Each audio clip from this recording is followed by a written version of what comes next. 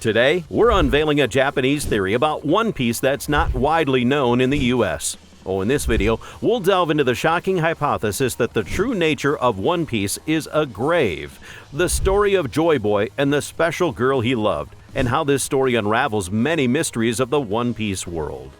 We'll clearly explain the discussions that have been popular in Japan, so make sure to watch until the end. And hey, if this video makes you think, was the truth of One Piece all about love? Please hit like and subscribe. And if you're amazed by how significant the story of Joy Boy and his loved one is, comment "Love is everything." Let's get started. Now, today we're diving into the yet untold truths of One Piece. It might be hard to believe, but everything I'm about to share is intimately connected to the true nature of One Piece. Contrary to what you might imagine, the essence of One Piece is actually a tomb. But it's not just any tomb. It's an unimaginably huge tomb made entirely of vast amounts of gold. This tomb belongs to a very special girl. Joy Boy was deeply in love with this girl. In other words, this tomb is for the girl that Joy Boy adored. The revelation ties up so many loose ends. The hypothesis that One Piece is a tomb is supported by numerous hints throughout the series. For instance, in the scene where Imu is first introduced, there's an altar with a huge straw hat. This altar bears designs reminiscent of those found in Japanese Buddhist altars. The name Imu, when written in Japanese katakana, suggests a combination that evokes the kanji for Buddha. Thus, it's possible to interpret Imu as a Buddha-like figure. Moreover, the tomb that is considered to be One Piece is always adorned with a multitude of swords. On Raftel, there lies an incredibly large tomb made of gold, reminiscent of the golden structures found in Skypiea. Even Roger would not have been able to bring back such a massive golden tomb. Roger famously declared to those seeking his treasure, "If you want my treasure, you can have it. I left everything this world has to offer there." Similarly, Norland failed to bring back the treasure. Both of them returned empty-handed and ultimately faced execution. The first landmark that Luffy and his crew encountered on the Grand Line was also a gravestone. The grand adventure on the Grand Line began at Whiskey Peak, an island littered with numerous tombstones. Recall Gaiman, trapped in a treasure chest, unable to move. Upon reflection, a person encased in a treasure chest bears a striking resemblance to a coffin, doesn't it? Or perhaps the chest contained nothing but bones. Gaiman lamented, "There's nothing inside." Turns out, within the massive tomb made of immense wealth of gold, there lies a coffin. At the beginning of their journey, Luffy joked about Kobe's ship, which took 2 years to build, asking if it was a coffin. Furthermore, the golden structure at the center of the Golden City on Sky Island is modeled after the Tikal Pyramid. This pyramid, too, is a tomb located in Guatemala. Now, if Raftel indeed harbors a tomb, why would Roger laugh? Seems rather irreverent. As mentioned earlier, Imu could be considered a Buddha-like figure. What do people typically bring to a gravesite? Flowers, right? Or could the flower room inside the Pangaea Castle signify the offering of flowers to the Buddha? Interestingly, all the princesses of the major kingdoms are named after flowers. And there is indeed a character associated with flowers who is directly connected to a grave, and that's O-Kiku. In Japan, chrysanthemums are often associated with funerals, essentially serving as flowers for the Buddha. O-Kiku is also known as Kaiku Nojo of the lingering snow. In One Piece, snow symbolizes parting. Now, among the Whitebeard pirates, Eijao is the only sibling to have passed away. Chrysanthemums are also used as offering flowers, and O-Kiku's hobby is aromatherapy. While many characters in One Piece have meaningful names or models, Aizo's name significance remains unclear. Let's apply the same method of thinking used for Imu's name here. When you write Aizo in katakana and combine it with the kanji for elephant, it forms a kanji for statue. Additionally, Aizo is the captain of the 16th Division of the Whitebeard Pirates. Using a method where Japanese phonetics are matched with numbers, 16 can be read as Imu. Layering these elements together, the connection between Raftel and the grave starts to emerge. In Raftel, it's conceivable that there lies a tomb with a colossal statue akin to a Buddha. This was likely crafted in the likeness of a girl whom Joy Boy adored. In the world of One Piece, there seems to be a tendency to immortalize beloved individuals in form. This is evident in ships like the one led by Luffy at the helm, or the one with Buggy. In the story's beginning, the statue of Captain Morgan also served as a symbol of power. Luffy, by nature, craves nothing more than meat and meals. Yet, do you recall the one thing within the narrative that Luffy expressly desired? It was a statue. Well, from this, we can infer that the statue crafted by Joy Boy, the previous Nika, might have been laughably ugly. The pirate flag drawn by Luffy, who became Nika after that, and the pirate mark he painted on Laboon also had a charmingly awkward appearance. Now, let's discuss the conclusive evidence that a tomb exists in Raftel. When all these elements are pieced together, everything falls into place. Eiichiro Oda has incorporated numerous World Heritage sites into the narrative. Nika is based on Indian mythology. For example, Zunisha recalls Ganesha, and the snake symbolizes divinity and beauty, reminiscent of Hancock as the peacock. The matching outfits of Luffy and the monkey god Hanuman, as well as the red rock in episode 1000 being a rock bird, serve as instances. Now, the rock bird is also referred to as Roof. In a one-shot story, the significant bird balloon signifies Roof, and the concept of emancipation originated from India. India consistently appears in pivotal scenes. In India, humans and gods are treated as friendly equals. Luffy, as the sun god Nika, asserts, "I won't rule over anything. The freest person in the sea is the Pirate King." Luffy's hometown of Goa is named after the World Heritage Site in India, Goa. When it comes to Indian World Heritage, the Taj Mahal is renowned. Now, despite not looking much like a tomb, the Taj Mahal is a massive grave constructed with immense wealth. It was built by a king in memory of his beloved wife. This exquisitely beautiful tomb was created for the queen. The king, deeply in love with his queen, invested an enormous amount of the nation's wealth over many years to construct this monumental tomb. The Taj Mahal was erected by Emperor Shah Jahan in memory of his deceased queen, Mumtaz Mahal.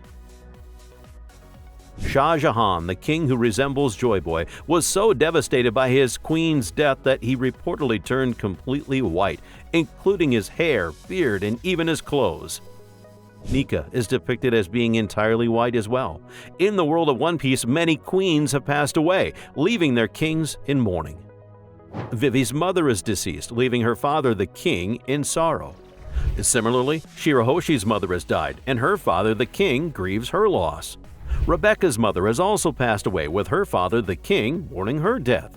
The demise of queens seems to be a significant motif in One Piece.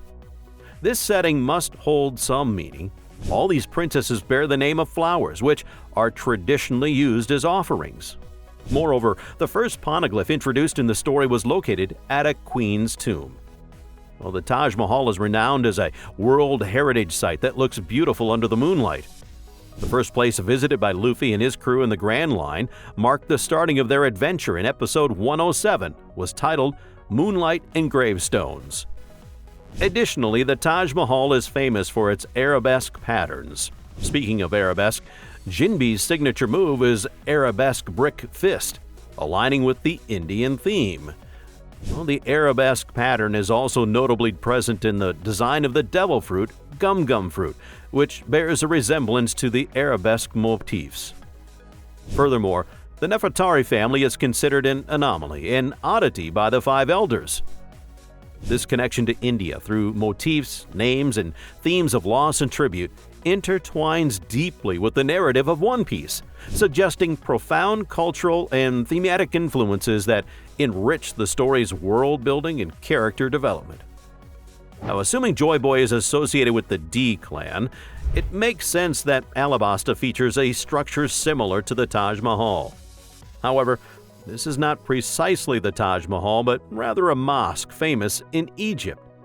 Considering that much of Alabasta incorporates Egyptian elements, it can be said that this is a mosque from Egypt rather than the Taj Mahal.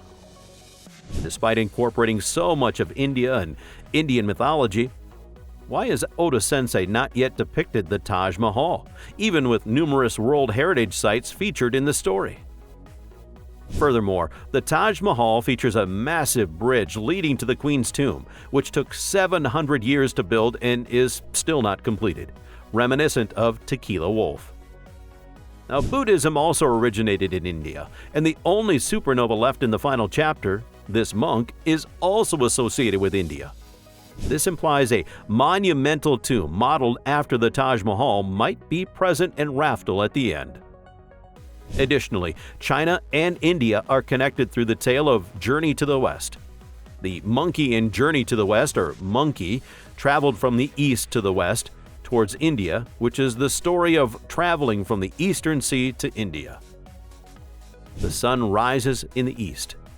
Thus, the final destination, Raftel, is metaphorically India. Furthermore, the celestial dragons crave luxury items, treasures, and gold. However, Eiichiro Oda has consistently refuted this mindset throughout the narrative, aligning with Indian philosophy. Now, humans desire various things while alive, but we can't take anything with us when we die.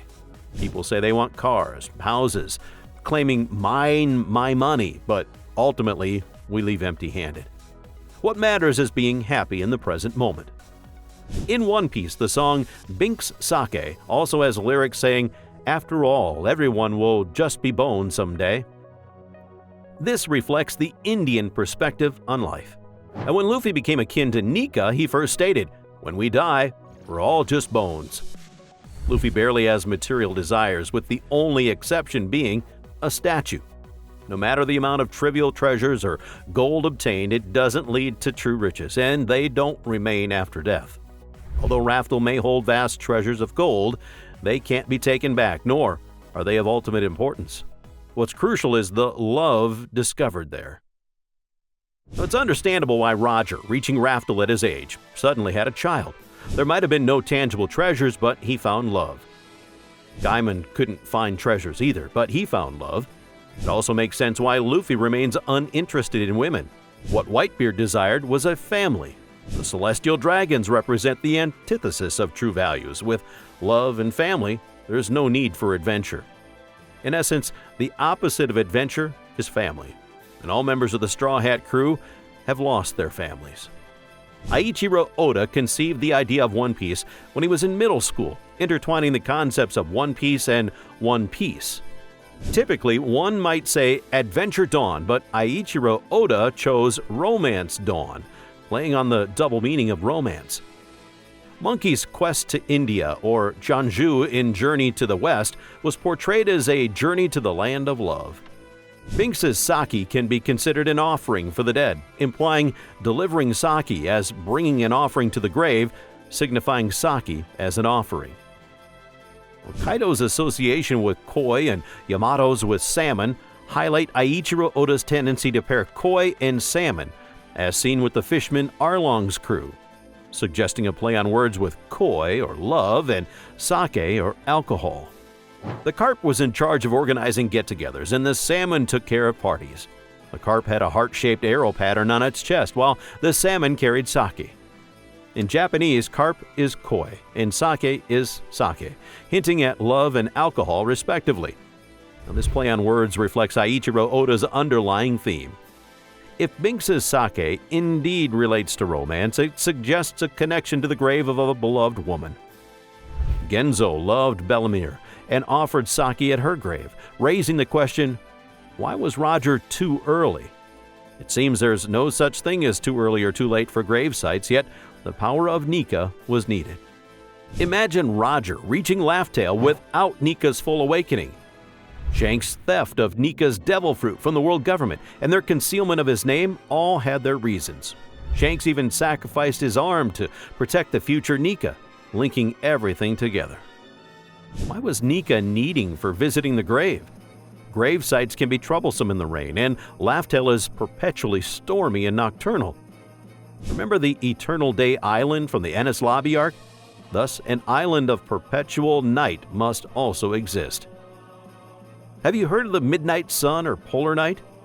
Geographically, it would be odd not to have a land where dawn never comes, making it understandable why such a place remains undiscovered. Grave sites are traditionally done on clear, sunny days.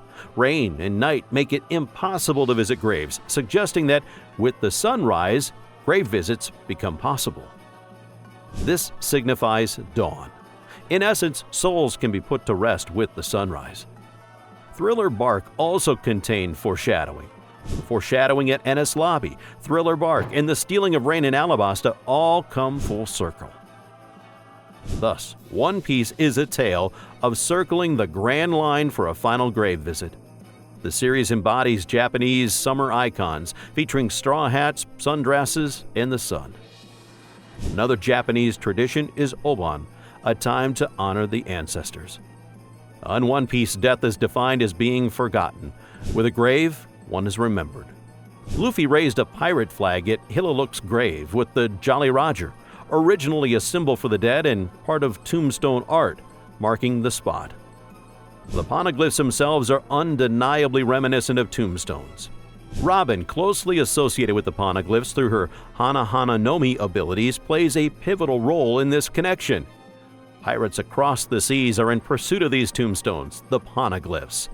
Following these leads to the 16 bells, where 16 symbolizes I am, suggesting a divine or spiritual connection.